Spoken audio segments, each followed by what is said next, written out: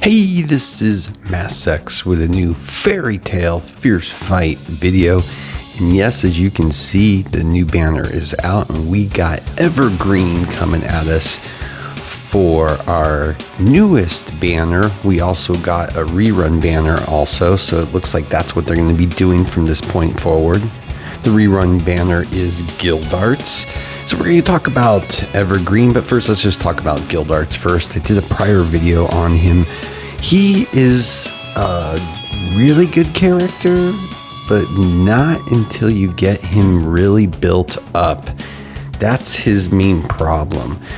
When I used him at 4 stars versus 6, the difference is just night and day.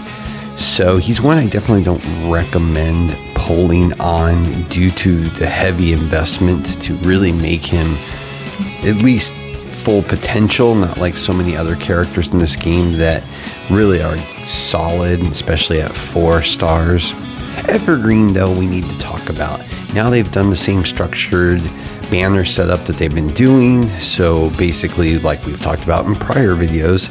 So you're guaranteed to get her at 200 and of course at 500, so at least there's a guarantee. Of course you have the soft pity with the 50-50, so you might get her, but we also got the limited challenge. So the same as last time, if you do this and can complete it, you're going to get 60 total shards, so you can get the character either way if you don't pull on the banner, as long as you can complete this. Make sure you do it. Some of it is time walled, so you have to keep coming back in to progress further, but that's the good news. So it looks like that's going to stay in effect now for the game. Now, looking at the character, let's go ahead and take a close look at her. So, you know, what you would expect. Again, this game's been out previously, so if you've looked around, you have probably already seen what this character can do. But her real focus is all magic attack, which is good and bad in some ways. It's really nice because you can just focus on that. But let's go ahead and look at that skill set and passives. Now, the first skill effect, Evergreen moves in an arc to the left and swings her arms to create magical needle projectiles, dealing light magic damage equal to 49% mat attack plus 148 to enemies within a small range in front. So yeah, so no AoE right in front, but light and magic damage. And of course, the 49%, 148, they're green. Why? Because as you level up this character and the skill effect, those numbers will change. The next skill effect, Fairy Bomb, Evergreen scatters magical fairy powder around enemies, inflicting reduced hit rate on them. What does that mean? Well, it reduces the hit rate by 20% for 8 seconds. Not bad. She then detonates the powder, dealing light magic damage again, equal to 56% mat attack plus 169. Those numbers, of course, are based on how you have her leveled, to enemies within a straight line. So again, you have a small focus on that first skill. On this one, it's a straight line. Next, we have Stone Eyes. The skill effect is Earth on this one. Evergreen casts a petrifying gaze, dealing earth magic damage equal to 54% mat attack plus 151 to enemies within a small range again in front while inflicting petrify. In petrify, it's unable to act for 1.3 seconds. Really like this skill a lot, and of course that 1.3 seconds is going to change based on where you have her at. Next, we have Fairy Spray skill effect, and this goes back to light. Evergreen performs a wide range shot with her needle projectiles, dealing light magic damage equal to 94% mat attack plus 271. Again, always say the caveat based on what she's built to enemies within a large range in front. Casting the skill also grants control immunity for 1.1 seconds. That's also nice. I do like the petrify and the control immunity being in her skill set. Now when we get into that bottom row, the passive skill effect, that first one, Basically, Evergreen skills and basic attacks deal an additional magic damage equal to 12% mad attack to enemies with Petrify or Fall Down. Her leader skill, with Evergreen as leader, all allied wizards will gain enhanced wind defense at the start of battle. Enhanced wind defense, increase wind defense by 10%. That number can also change. So that's kind of nice, depending on who you pair her up with if they need that protection. And of course, for endgame, we've got the Fairy Magic. Passive, aptitude reaches R. Upon entering battle, gain enhanced damage. And then, of course, you've also got the aptitude reaches SR. Upon hitting enemies, having bleed or reduce hit rate with Fairy Machine Gun or Fairy Spray, there is an additional 60% chance to inflict Petrify. And then, yeah, at SSR, way down the road, increase damage of Fairy Machine Gun and Fairy Spray by 132,401%. Crazy stuff there, but that's really not where the focus is. Focus is going to be on that first 4 sets of skills. So let's go ahead and take a look at those play out here.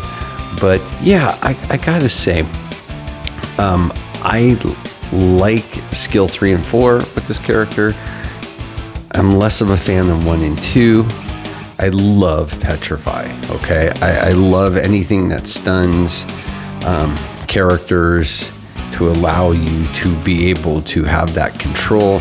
I like that she gets that control immunity on herself. Very solid character.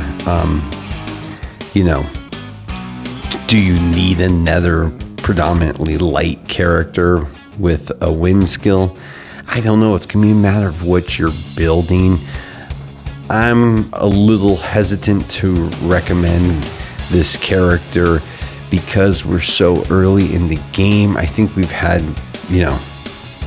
2 amazing character releases and 1 in particular. So right now, for a lot of people, it's probably save time. So for those types of people, that's probably the wise choice. Make sure you get your free copy of her, unless you're in desperate need of this character, or you're just a huge fan and you gotta have it. And that's, I always say, you're playing this game for fun first. You're playing any game for fun. So if you want to have particular characters because you just like them, then that's what you should do. But I'm just talking about just on an economic standpoint, as well as how the game has laid out so far. You really just have to be careful, as well as, I never recommend on these limited banners unless you really have 200. So for a fact, just in case things go horribly wrong for you, you're guaranteed. But again, with getting the free copy, that's the nice point. But I really do like the Petrify and the control immunity for her. Definitely A pluses for me. I like to see that in the skill set. Now, on top of that, we got the wheel event. Right now, they do give you a few of the keys. Check your mail today in game. But as you can see, it's pretty straightforward, okay? You're basically going to spin the wheel to win prizes. The wheel has 2 circles. By consuming a magic key, you can turn the inner circle. When the pointer stops on a special grid, the outer circle will start to turn, and you may get a reward from the outer circle. You can get each reward in the inner and outer circles only once. The inner circle rewards will be reset when the pointer stops on a special grid. The event will be over when you obtain all the outer circle rewards without resetting. Yeah, okay. Well, if somebody really wants to get all of them. You can get magic keys by purchasing gift packs on the event interface. Of course you can. The following are the wheel probabilities.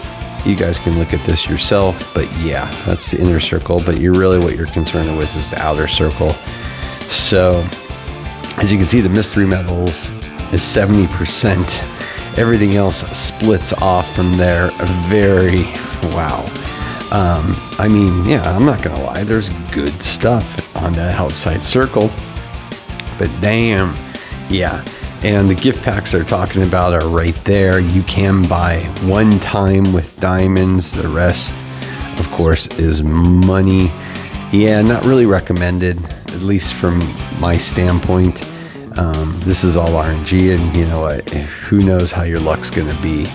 And last but not least, they did add a peak pass. You know, it's the same old one that you've seen in all sorts of gacha games.